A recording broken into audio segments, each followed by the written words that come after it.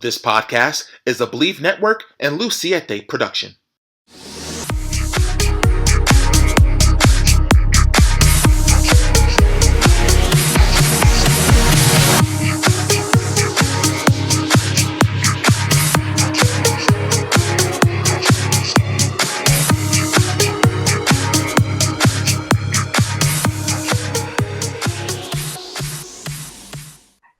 Well, ladies and gentlemen, it gives me great pleasure to introduce a very talented individual hailing from Dalzell, South Carolina, who's giving us his time on the D-Lew Podcast. He currently has his brand new single out entitled Country Love, featuring Goliath.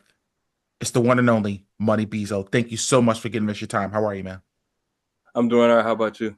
I'm doing great. Thank you again. Thank you so much, like I said, for giving us your time. So, as I alluded to, you're hailing from Dalzell, South Carolina. So, talk about life, from childhood, school, sports, and all those type of things growing up in Dalzell, South Carolina.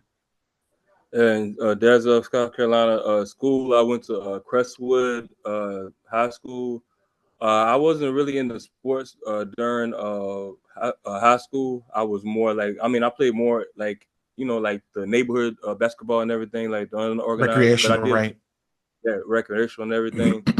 And as far as like the environment, it was just more like that's kind of where country love came from or whatever. Though country love was kind of really roten from my experience of living out in Dalzell, because Dalzell is more like of a country town, and like if a lot of people know that John Moran is from Dalzell, South Carolina, and everything. Oh, okay. So yeah, he's from out there, or whatever. He was like real young or whatever, like when like I know of him or whatever. We always knew of him, everything or whatever, because he was always been grinding since a youngin' and everything.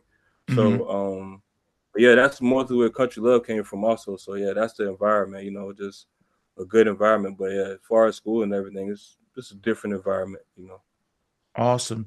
So, growing up, what was your first exposure to music, and who were some of those artists that you were exposed to early on in your childhood?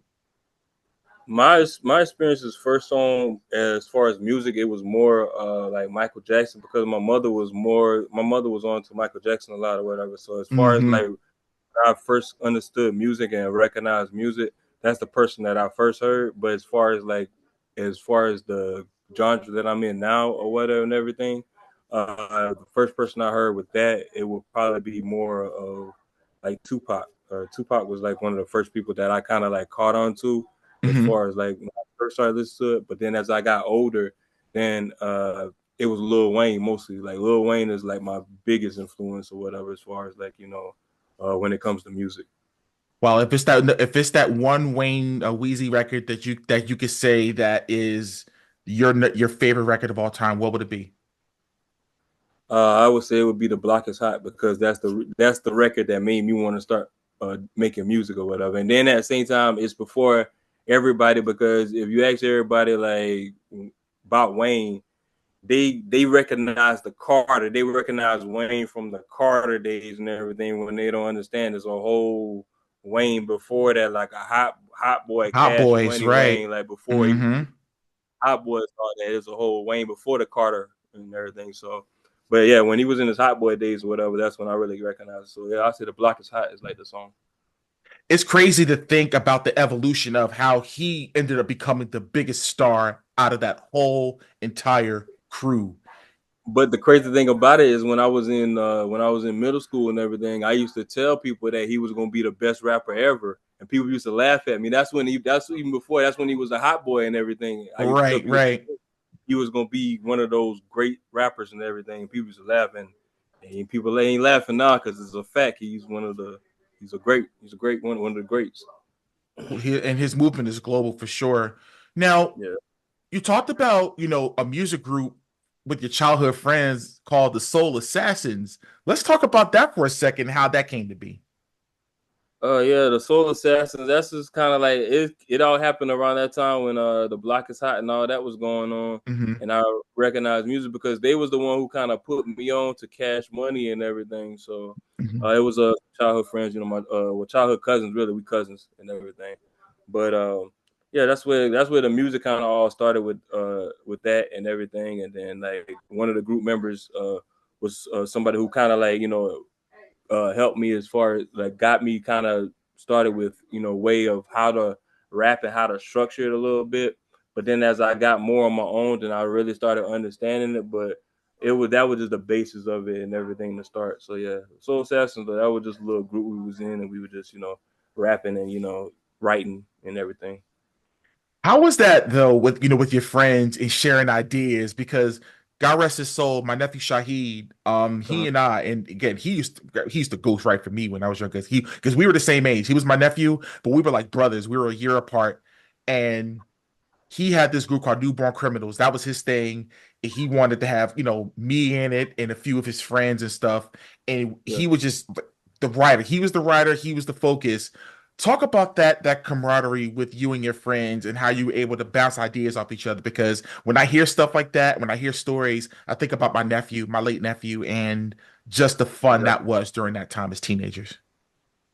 Yeah, I mean, it was more so like we was like basically we really kind of wrote our own stuff, or really kind of a lot of it like once we would write and then we would just come together and kind of just rap it and everything. But back then we wasn't able to really kind of record it or whatever too much because it wasn't too much technology or whatever like that. But Right. we would write it and then we would just rap at each other and everything, and then but as far as the bouncing ideas off each other, we didn't too much do that or whatever. We were more so like it would be more so you write your rhyme and then you come probably the next day or the next time we see each other and rap it and everything. Yeah. I miss rap groups because I come up in an era where there was Run DMC, and then you had Onyx, then you had Naughty by Nature, Lords of the Underground. You had all these. I came up in that same era. I know a lot of it because I know about that or whatever. It was always a clique or whatever and everything. It was always, you had your Rough Riders, you had Rockefeller, you had Wu-Tang. We can't forget about them. Yeah. You had Tribe Called Quest. You had, different. You had a lot. It was more of a group thing back then. But nowadays it's like, but hip hop has changed a lot though. So it's like, and then you got a lot of people who it's a different people running hip hop now. So it's like a different, agenda nowadays or whatever. So, but a group, it seems like everybody, they rather be off of self. So nowadays it's like, they feel like if they sharing a group with somebody, then they losing shine or something possibly or whatever. So I think that's a big reason why groups are no longer a thing now too, because somebody probably feel like their shine's being taken because, in a group you got to share. But I look at the Lox as the perfect example of a group that stood the test of time. And I would even say Wu-Tang to a certain extent. Now, obviously, they're not putting out new music. Yeah, you're right. Yeah, you're But right. but think about this for a second. 36 Chambers comes out, right?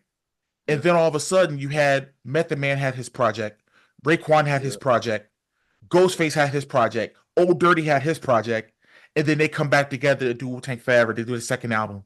You know what I mean? Yeah, that was a prime example. You know what I mean? Yeah, that's a prime example too, or whatever, because they all they never had really problems. That's another group. Yeah, that's another group too. You never really seen they had issues or publicly issues and everything. If anything was going on, you didn't know about it and everything, and they solved it in house and everything. But yeah, everybody had a record coming out, then they had group records and everything. So yeah, it's like it's a couple examples out there of but that thing, I don't think we'll ever see that again, anything like that again. But it's unfortunate for sure. Now, you did serve 6 years in the U.S. Army. First and foremost, thank you very, very much for serving our country. Definitely appreciate that. Talk about what led you to enlisting and signing up for the Army. It was just because I was working at Zaxby's and everything, and then I had an issue where I ended up either losing the job or something. But I know I ended up not having the job anymore.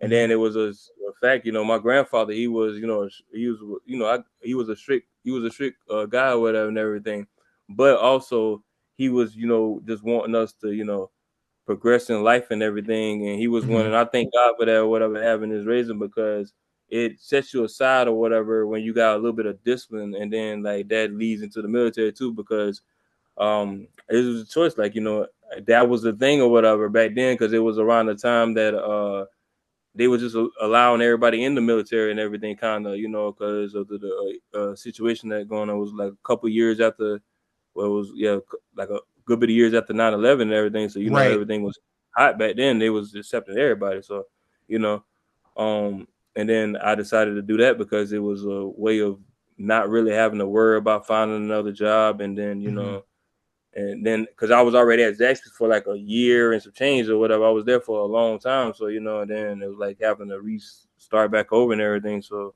and that was the option and everything. So I went to the recruiting office and everything and started from there. But yeah, it was just basically like, life just trying to like figure out, and then that was an option or whatever. And then it was the benefits that came with it and everything. So yeah, it was something that I just made a choice of life decision.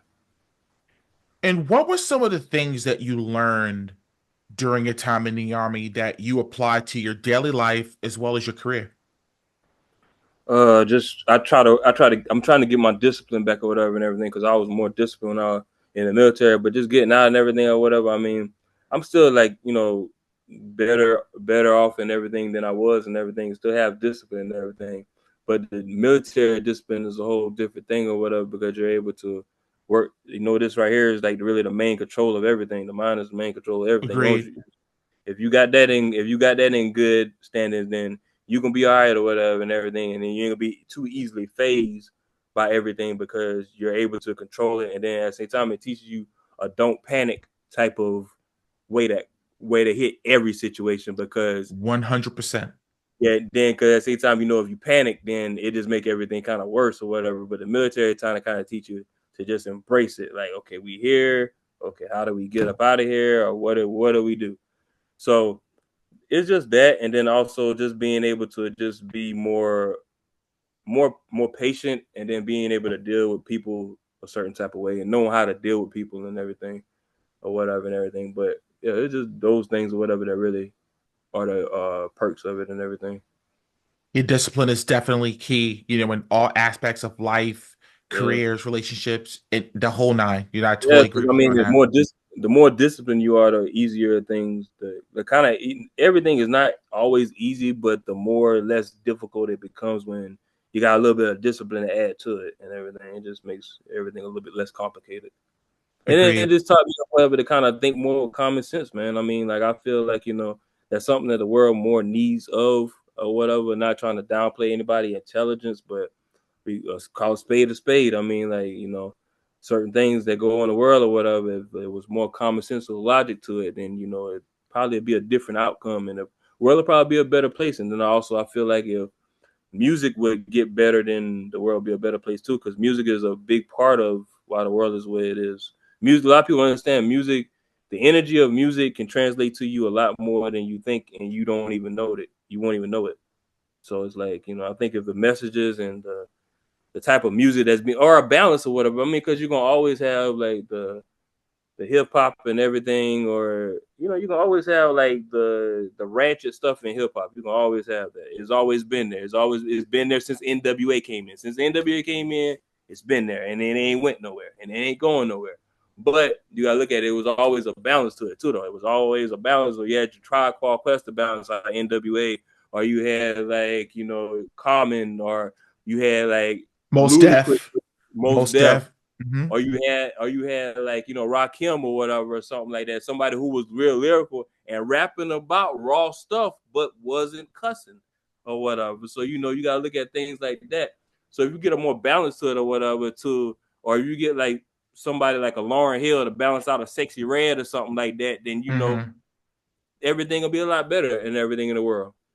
Yeah, man. And when you said about NWA, now the balance with them in retrospect, because Yeah. when I heard F the Police and when I heard all these things, they were conscious in a very, very raw tone.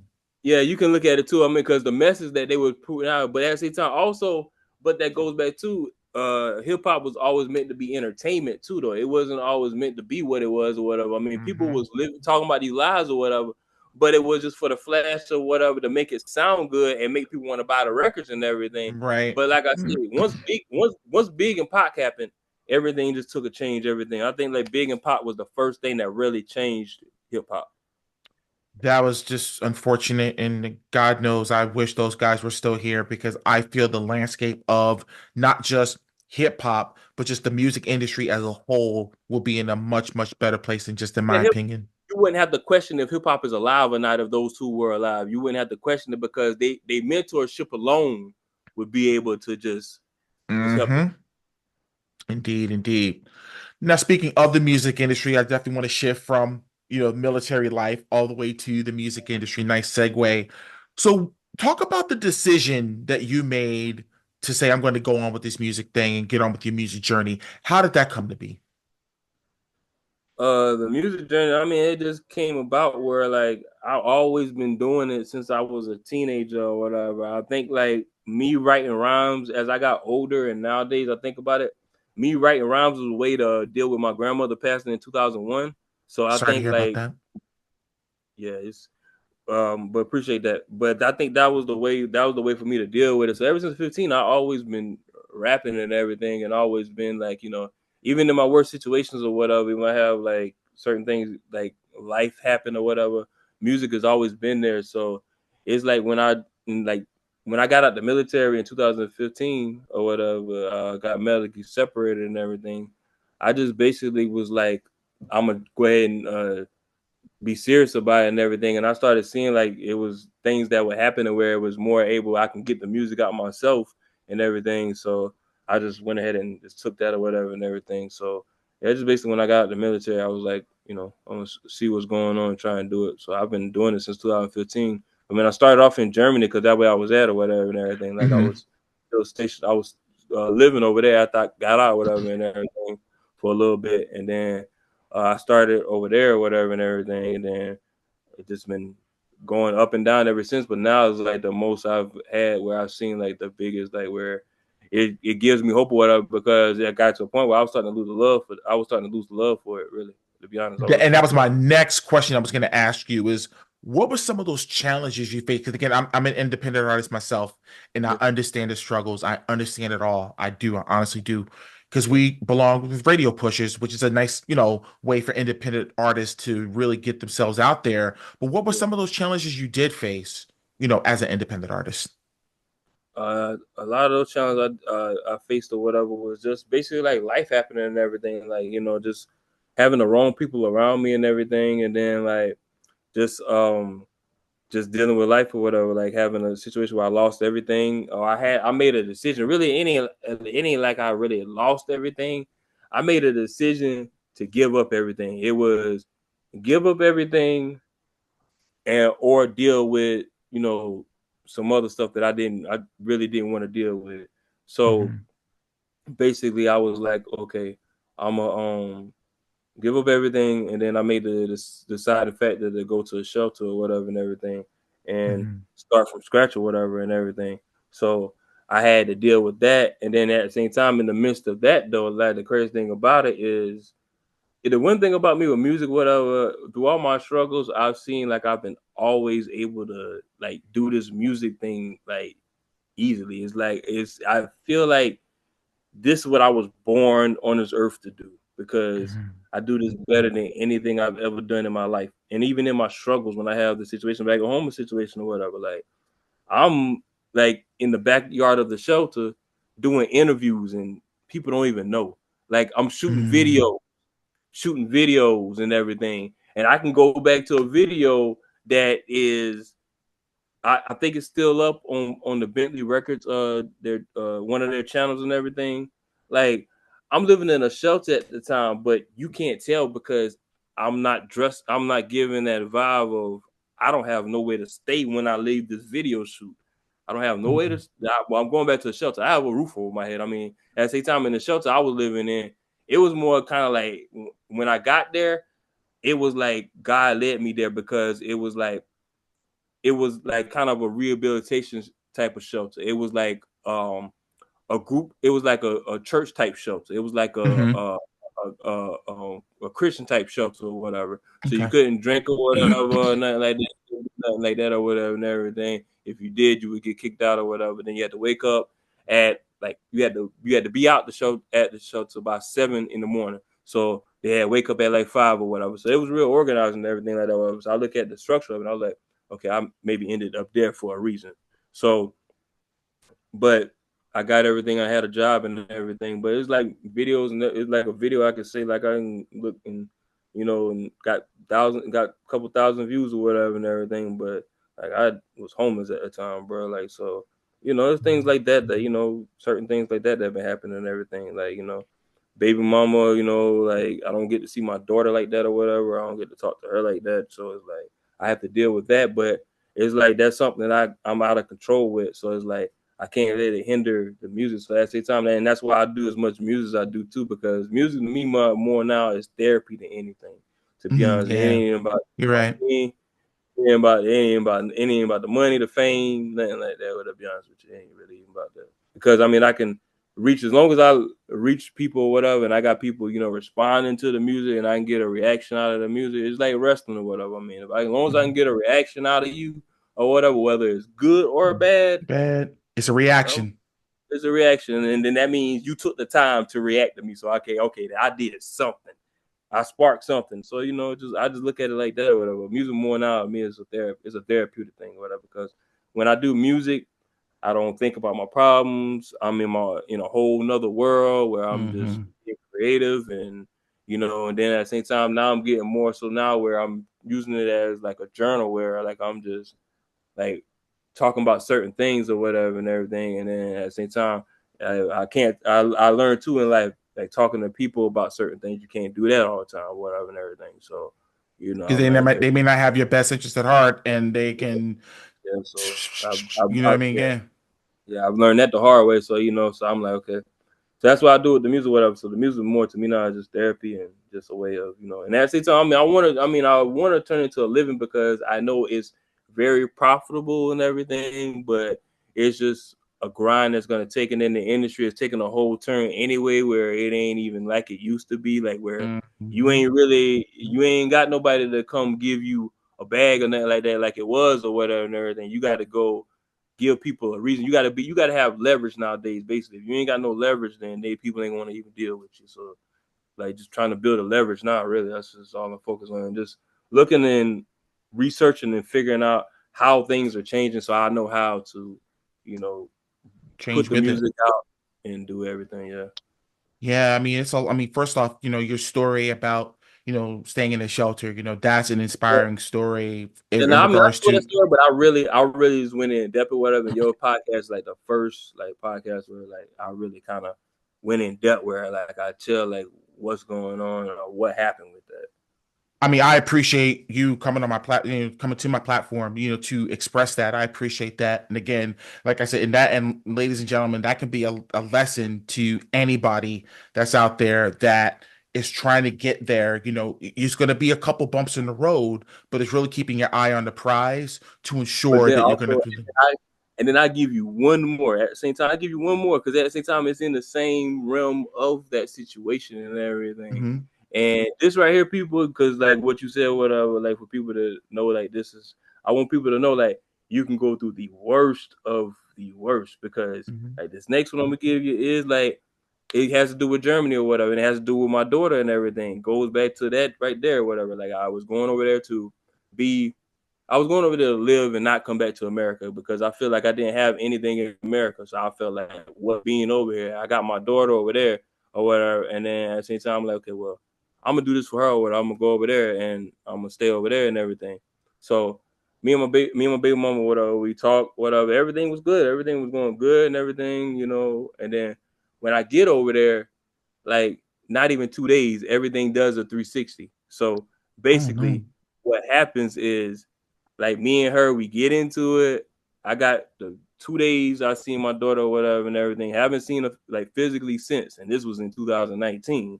So Okay. like, got the 2 days with her. Then third day, everything going wrong. Whatever started off wrong. So me and her get into it or whatever, and then end story. It ends with me getting kicked out of her house, but or her putting me out of her house basically or whatever and everything. And I'm trying to, reason with her, whatever and everything like that. Because mind you, I'm in Germany, no family, me, Oh myself, yeah. I in a bag or whatever, because because I was in the shelter or whatever and everything, and then I moved from the shelter or whatever. That's another thing that kind of made me like, okay, I'm gonna go over here for good and not come back because I was in the shelter and I had a job or whatever and everything. So I was just saving my money and everything.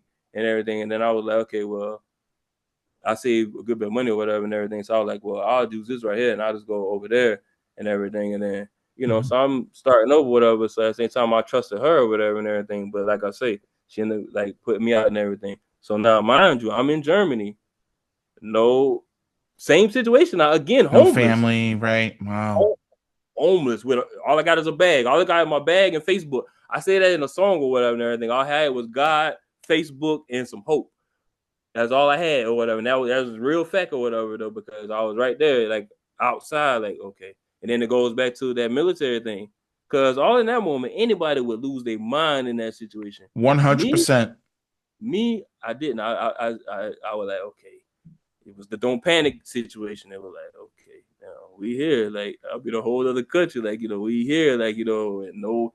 And then I started going through the Facebook and I just prayed to God or what I talked to God. I told God, carry me, and He's been carrying me all my life. But from that moment, that's when I know like God got His hands on me. I knew that from that moment, and me getting to where I am now, that's how I know, because like I was no place to stay or whatever and everything, and had to figure it out. And she didn't care. I mean, it was like, so my daughter wondering what's going on, and at the same time, to this day, that's the last time my daughter really physically seen me. I mean, I talked to her like kind of a couple times since then, but the communication has been line has been cut now, so I don't talk to her like that. But yeah, so just know, people, if you go, I've been through the worst of the worst, like, so and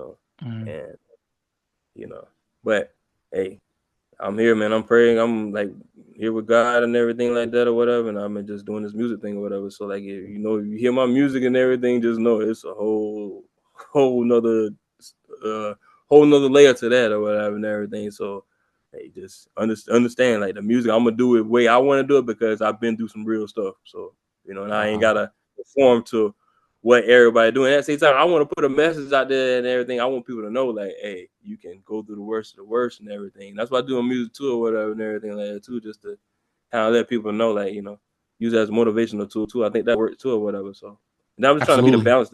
I'm trying to be the balance to music, basically. To be honest with you, that's what I'm really trying to be, man. I'm trying to be the balance.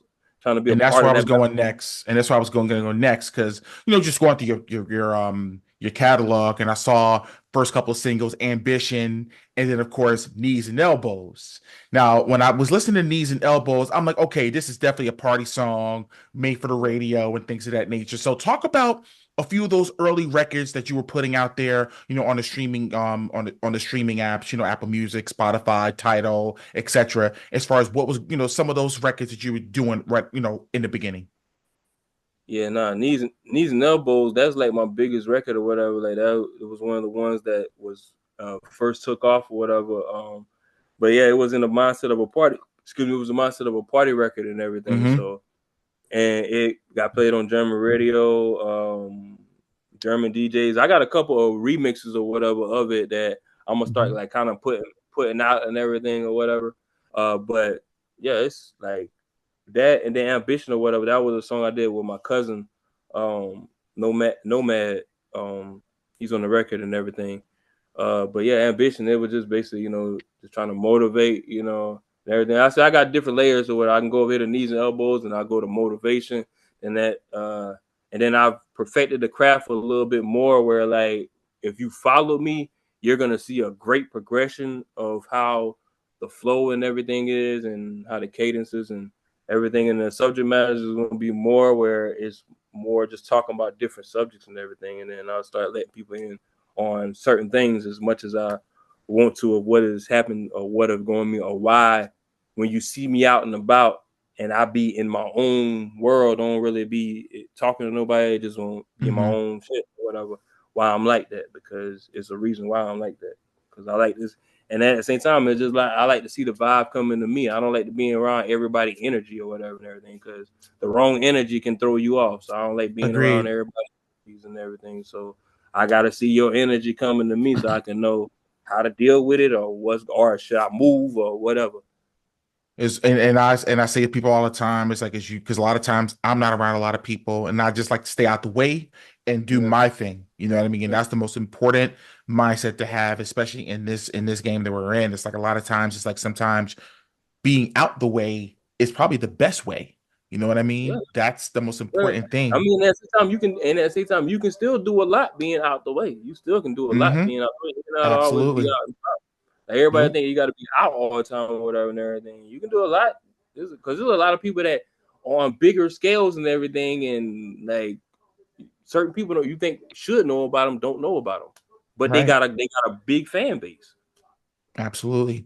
Now, talk about some of the producers you've worked with, not only in the early days, but just throughout the years as a whole. Who were some of the ones that stick out that really had the biggest impact on your career so far?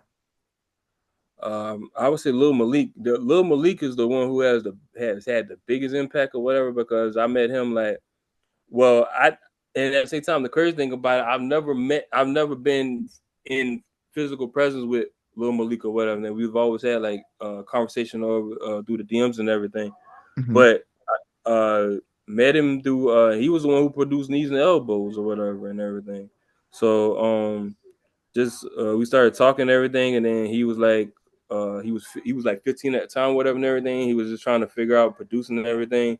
Because the crazy thing about it, he sent me a beat, and the beat was somebody else's beat. Because I heard it was an industry beat or whatever and everything. I think he sent it, and he was like saying he produced it or something like that, or he did something to it or whatever and everything. And I listened to it, and I heard the song, and I was like, hold on, this song familiar to the song that I got. So I was like, hold on. So I went and listened to it, and I was like, man, and I told him that, and then from that moment, he started like actually producing and everything. He started like kind of like actually getting loops and everything and Mm-hmm. kits and everything, and started actually doing it and everything, and started getting a tag and everything. So and then from there on, he would just always send me beats or whatever. He would just send me like tons and tons of beats and everything. His beats I have are his that I've given away or whatever that other people have used and everything, and that have hits on and everything.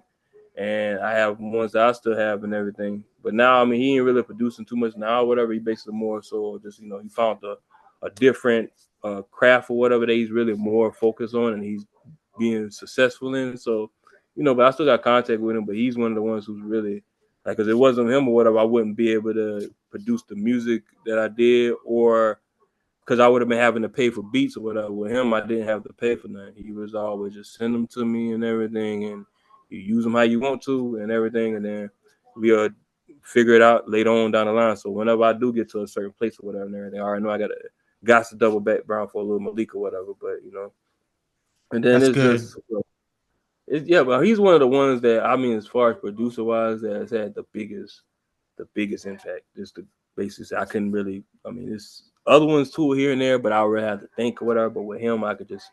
It's just that's one that had the biggest impact. Awesome. It's good to hear. Talk about your first album, and you teamed up with QS Latin. It was called Teamwork Dreamwork Volume 1. And talk about the work that went into that project. Yeah, the work that went into that project, it was just like basically like we met or whatever at a event out here or whatever and everything. And then I just saw his work ethic and everything. It was kind of like mine or whatever. Because normally when I do try to do songs with artists or whatever, they basically it takes forever for them to get the verses back, or sometimes I don't get it back or Mm-hmm. whatever. So with him or whatever, it was just like I send it, I have it back that same night, probably sometime or the next day. And then it just I saw the work ethic or whatever, and it was just easy to make the project. He record me sometimes, and then he know how to work as far as like engineer and everything or whatever. He kind of like helped me kind of understand more of how to engineer and everything, and it ain't just about like making it sound this way. You got to know its frequencies and everything that can you got to learn that and everything whatever. So but yeah, that was it was very good because it was very smooth or whatever. It wasn't too much of thing or whatever. I think we got that like done like in like a week or whatever. I think like a week. It took us to get that done, and then like we just been working ever since or whatever and everything. So, but yeah, that was but that really ain't the first one to at the same time really come back, shake back or whatever. That really was like the first like I put out before that. But it just with me or whatever, I have a process where like with mastering and mixing or whatever, you learn something new every day. So it's like I'll learn something new, and then I'll be going back and trying to polish up the other stuff or whatever. I take it down, then I put it back up. So I got to get out of that. So I just got to get out of that where I can let people see the progression of the mixes and everything. So I'm just getting more of that. But comeback, shake back or whatever, that's the more like if you want to, I would suggest people like to go listen to that, because that right there is a mixture of like songs and bars and everything of when I was in all of the situations that I just talked about. It was like those like that right there. And the crazy thing about it, Knees and Elbows, I wrote that song, I recorded and I wrote that song when I was in that homeless situation. Oh, wow. I recorded, and because my homeboy in Sam B Mixon, I gotta give Sam B Mixon a shout out, because Sam B Mixon, he was an engineer who, like, really my first like set engineer that I would go to and everything like that. Whatever. So, and he would charge me $100 for, I think, for 8 hours. He would give me a deal. He would give me $100 for 8 hours, and most of the time we record for 4, and then he would mix or whatever for the other 4 or whatever. However the songs came about, whatever. But yeah, I did Knees and Elbows in that time frame or whatever, like, and that was one of my biggest songs that changed everything for me, kind of, with as far as this rap thing. So yeah, I recorded my biggest song in my worstest moment, bro. Crazy how the world works, right? Yeah, It's insane. And because that's what I would do. I would because I would have to leave the shelter at like be out the shelter at like 7. So by like 6 or whatever on Fridays on my day off or whatever from the job, whatever, and everything, I would catch the bus up to Columbia, because he lived in Columbia, like 45 minutes from where I was at or whatever and everything. So I would catch the bus up there, and I would go up there for like 8 hours, and I would come back around the time like the shelter opened up. And yeah, but on my day off or whatever, that what I would do. I would go to the studio for 8 hours and everything, instead of doing a normal routine, because normal routine would just be like go to McDonald's and chill until I got to go to work and everything. But on my days off, I would just go to the studio for 8 hours and everything and just be there. To be productive. And Sam B Mixon, they didn't even know he probably he know now, he know now, or he probably don't know because I talked about it once or twice or whatever and everything. But yeah, he didn't even know I was homeless, man, like, for real. Wow. But come in the studio, not even saying nothing about it, not even saying anything about it, nothing like that, not even making it like I got this situation going on or asking for no help or nothing like that. Because I knew, like, because I got the way I got into this, I already knew I didn't have no help from the start. So why even go look for it?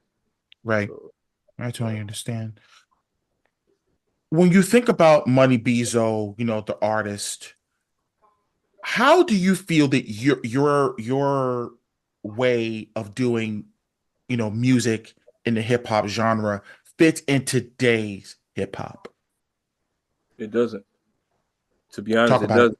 It doesn't, because the way the message, the way I rap and the way I do it, whatever and everything, is not of what the average or what's trending or what's the best way to do this or whatever. Because what I talk about or what I rap about is what can balance or whatever, and that's what the industry doesn't want. I mean, we gotta be real. There's a whole agenda behind the industry. They're putting the music out that they want to put out. These artists are probably coming to them with the conscious records, but we all know in the industry, you can come to that with that conscious record, but if that's something that they don't want to put out, they're not going to put it out when you're mainstream. If you're independent or whatever, then you got more control. You can just be like, okay, but at the same time, then it's going to be harder for you to get that record out there as far as like a mainstream record or whatever, where it's going to get the ears that one of those records going to get. So, right. Yeah, and I don't fit in because just basically what I talk about and everything. I don't rap about I don't have maybe have ops or whatever, but I don't rap about ops and everything. The only ops I rap about is, and when I talk about ops, I talk about oppositions. Those are obstacles. That's the only op I got is obstacles. That's the only op I got. And when you hear me rap about opposition or you hear me say op, I'm talking about oppositions. I'm not even, or obstacles. I'm not even talking about no ops, because I don't even have it ain't that serious for me or whatever and everything. And then at the same time, at the same time I have my dance song, I do Knees and Elbow songs or whatever, so I can kind of still be in the trend. That's the only reason I do songs like that, so I can still kind of be in that, because I know I have to do that to be in if I want to be great or want to be. I'm gonna have to be in that lane a little bit, but I mean all different lanes though. So that's the different thing about me from everybody else. I can go in this lane. I can go over here and I got a techno song. I got like, and the crazy thing about it is, if you go look at my SoundCloud, I have 130 songs on there, and then I have like 100 more that haven't been released. So at the same time, it's like, and some that people may not ever hear. It depends on, because certain songs I do it in a moment, and then I may go back and listen to it, and I'll be like, nah, I don't wanna. I ain't even in that mood anymore. I ain't even. It don't sound right to me the way I thought it would be, or whatever. Right. So, but like I got like a song called Fist Pump or whatever that I could put out right now that can just throw people to a whole nother lane. So I can take you over here, I can take you over there.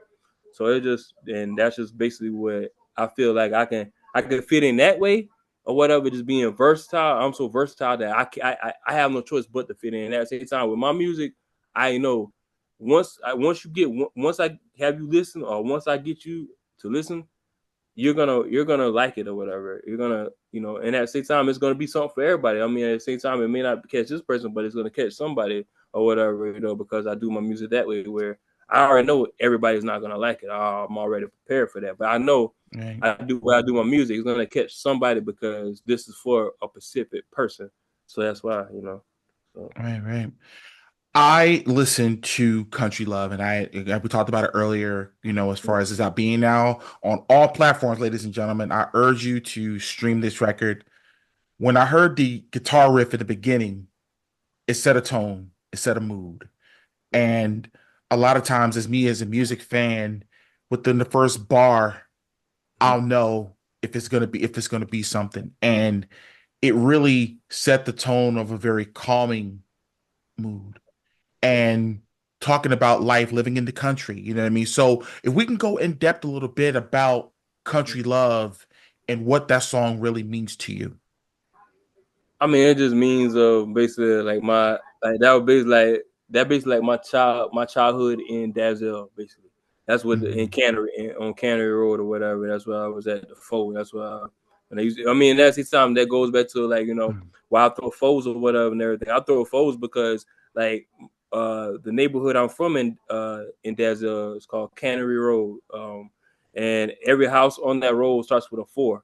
Every house is either 47 something, 46 something or whatever. But every house starts with a 4. So, I do that because of that and everything. But also because of Ric Flair, really. I mean, that's where I first seen it or whatever and everything. But I mean, but yeah, that's just basically my childhood in Dazzle, just remembering the days of, just basically playing basketball in a backyard, just running around as kids or whatever, because it was more, as parents back then, they didn't want you to be in a house like that or whatever and everything. It was like, get out and do something, go outside and play. Right.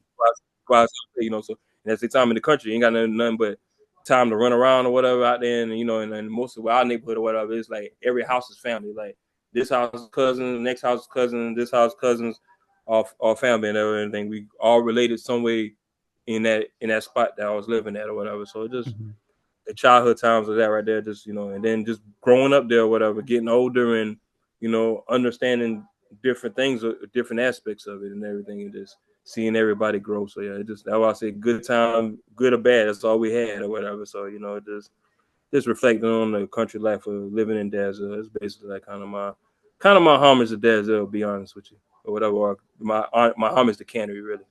Awesome. And like I said, Goliath did a really good job, singing the hook, on the song. And I really that's where the vibe came from, because I had that beat for like a couple years now, to be honest with you. I had that for like a couple years, and it was produced by DJ Cannon Bannon and whatever and everything. He's like a big time producer and everything. He does hip hop and he does like country stuff or whatever and everything.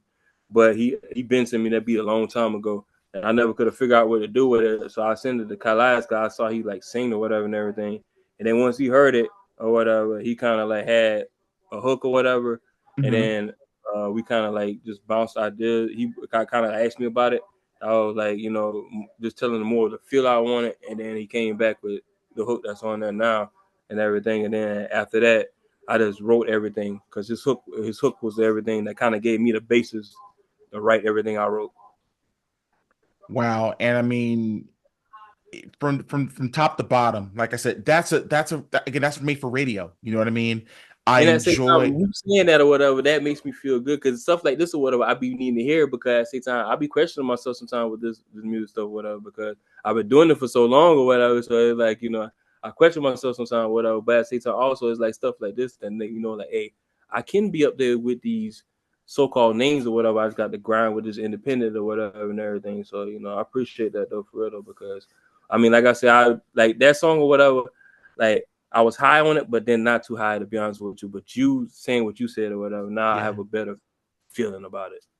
No, like I said, when I heard it and something just the riff in the beginning, like I said, that's what caught me. And I said that could be out here on the radio Yeah, right that's why now. that's why I had to get somebody to come up with the like that kind of the basis for me to like kind of do it because I didn't want to get on there and because I would just listen to that beat all the time and I knew just by the instruments in it or whatever it had to be something. So I was like, and then once he did that hook or whatever, then and that's how music sometimes work with me or whatever. I have beats sometimes and I listen to it and I'll be like, damn, I can't figure out what doing this right here or whatever. But then I tell somebody else to like kind of put your vibe on it, and I'm gonna go off of what you did, and then the songs come together like that. Awesome. Now, you and I, besides music, besides that, we have something else in common, and that's the world of professional wrestling. And we got to talk some wrestling for a little bit.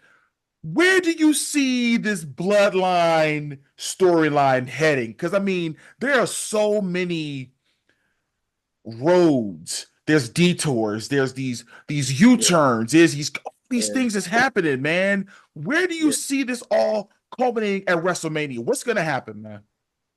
I don't know, man. I don't know what I mean. At the same time, but that's success to them, whatever, because they've had this story going on for like years now. 4 years. We're going 4 years now with the bloodline, and it's still, and then at the same time, it's still more to tell or whatever because you still gotta, because you gotta get to the. I think the end goal is Roman and Rock. I think the end goal should be Roman and Rock or whatever.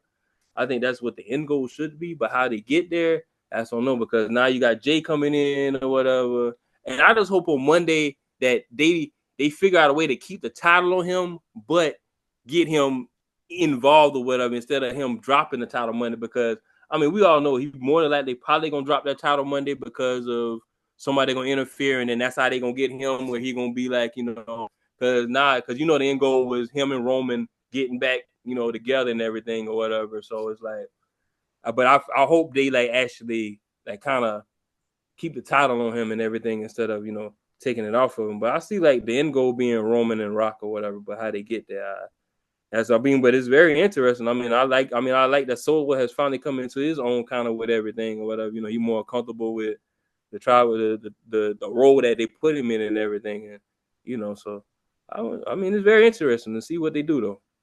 Now, by the time this airs, okay, which is because again, the show was on Thursday mornings, on Believe Network. I'm actually going to. I would have already have been to Raw in Philadelphia. I'm actually, well, as we're recording this on a Sunday night, I will actually be there tomorrow. So we shall find out whether or not Jey Uso is going to retain the Intercontinental Championship as he wrestles Braun Breaker. But I will say this though, in regards to the Bloodline. The story that I think needs to be told is Jacob Fatu. Yeah, now Jacob Fatu is like he's like the one that really, but he already like kind of like he's outshining everybody. He came in last and he's already outshining everybody that came before him. Like, and it's crazy though, but at the same time he always had, you see that he had it though. He has it or whatever. He has a compelling story outside of the ring. And I think he can be one of the biggest baby faces that they ever had once that story is told of his real life story. You know what I mean? I think they can put. I think they can put like what they was trying to do with Roman or whatever, like the face of the company or whatever and everything. Like, like they could have him or whatever. Though, at the same time, later on down the line when need be. I know it's gonna be Cody right now, but when you got to get Cody, like his time when Cody's time to give it up or whatever, then Jacob should probably be like next in line. Agreed, man. But like I said, we shall all find out what's going to happen in Vegas this coming WrestleMania, for WrestleMania 41. I'm looking Yeah. forward to it. And Yeah, we shall they got see. so many. They got different rumors and everything going on right now. Like I said, I just hope they book it. I just hope they book it correct. That's all. I just hope they book it correctly or whatever. Because I don't know. Like I say, it just depends on I know what the end goal should be. It just depends on what Triple H feel the end goal is going to be, or what the Rock feel the end goal is going to be really too. Because the Rock, you can be able to tell him how to do it anyway. He gonna do it how he want it anyway. So Yeah, definitely. Now, do you have any upcoming performances, in the near and distant future? I have one coming up this weekend. This coming weekend on the 26th at Imperial Vape Shop or whatever. It's like a Halloween type of party and everything. I have that, and then after that, I have the next one is a Classic Weekend or whatever. Like the Florida Classic Weekend, November 23rd. I have a performance then. But yeah, those are the only two right now because basically me or whatever. I'm kind of loading up for 2025 and kind of looking at things in a different aspect also or whatever, as far as like with the music changing and also just like figuring out things, so I can be able to run into 2025, and be ahead of things or whatever and everything, know what's going on with this and everything, or why this is this way, and seeing how that algorithm work or whatever and everything, because we always gotta fight against that. So Agreed. And before we get out of here, if you can give everybody where they can find you on social media on all platforms. You can find me at MoneyBeeZoe. That's MoneyBeeZoe. That's on all platforms. Anywhere you search MoneyBeeZoe, it'll take you there. You can Google it, and links will come up, and you can click whichever one serves you. But everything is MoneyBeeZoe, so you can find me anyway, and that's MoneyBeeZoe. All platforms. Whatever. Well, let me just say this, man. Like this has been, one of the best interviews I've ever done, on this platform since I relaunched this in January of 2023. And to talk about an That's in-depth crazy. story, I appreciate that. And just know that you're always a family member of the D-Lew podcast now. You're more than welcome to come back anytime. If you got, any of your shows coming up in 2025 and anything of the sort you need to promote, like I said, you know where I'm at, where to find me. All right. And again, best wishes to you in all of your endeavors. I appreciate it, man. Same to you, man. Appreciate you, man, for having me here, man. Let me, tell my story and everything. And I just want to tell everybody, man, when life or whatever, just kind of stay focused, don't panic, and just pray or whatever. I tell everybody, whatever you're going through, just pray to the Most High because He can always lead you out of stuff or whatever. Sometimes He puts you in things or whatever for a reason. So, just understand everything ain't always bad or whatever. And then the day it's just probably something that needs to be done for you to better in life or for you to open your eyes or something or whatever. So, but peace and love to everybody, man. I appreciate you, brother, for real having me on this here. Likewise, man. See you.